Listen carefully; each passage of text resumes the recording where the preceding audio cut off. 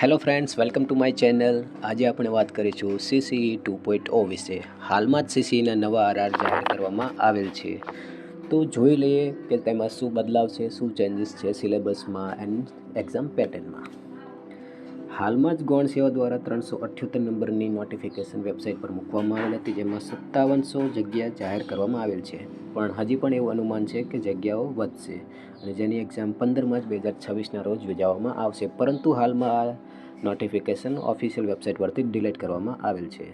તો સમજી લઈએ આપણે નવા આરઆર પ્રમાણે શું સિલેબસ રહેશે. CCE 2.0ના પ્રિલિમ્સ કોમન સિલેબસમાં જે ગયા વખતે 100 માર્ક્સની પ્રિલિમ્સ હતી એ ચેન્જ કરીને આ વખતે 150 માર્કની પ્રિલિમ્સ કરવામાં આવે છે. Gujarati grammar 15 marks, English grammar 15 marks, quantity aptitude 30 marks. જે ગયા સમયે પણ આ જ માર્ક્સ હતા, તેમાં કોઈ ચેન્જ કરવામાં આવેલ નથી.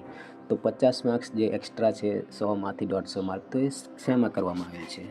તો જે 40 માર્કનું રિઝનિંગ હતું એની જગ્યાએ આ વખતે 60 માર્કનું રિઝનિંગ છે. તો 20 માર્ક્સનો ડિફરન્સ અહીંયા છે, પ્લસ 30 માર્ક્સનું કરંટ અફેર્સ એડ કરવામાં આવેલ છે. સો આ રીતે 150 માર્કનું પ્રિલિમ્સ લેવામાં આવશે.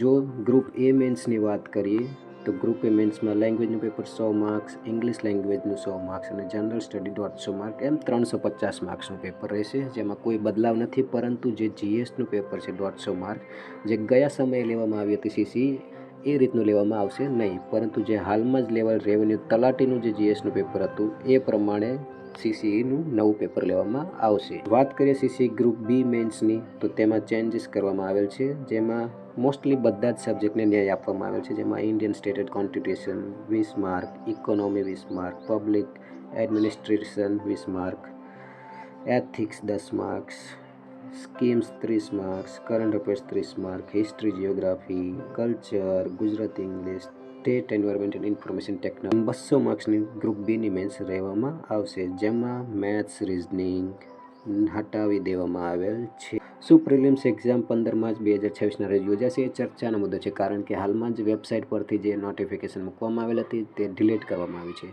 પરંતુ આપણે 15 માર્ચ 2026ને જો ટાર્ગેટ ગણીએ તો આપણી પાસે 1.5 મહિનાનો સમયગાળો છે. આજે 1 ફેબ્રુઆરી તો ઓલરેડી થઈ ચૂકી છે.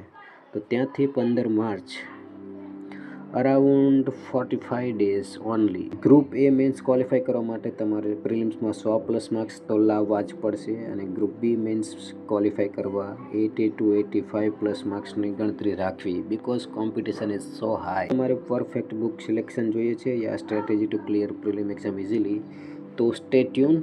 નેક્સ્ટ વિડીયો 1-2 દિવસમાં અપલોડ કરીશ, જેમાં આપણે ફૂલ સ્ટ્રેટેજી અપલોડ કરીશું કે પ્રિલિમ્સ એક્ઝામ આપણે કઈ રીતે ક્વોલિફાય કરી શકીએ છીએ.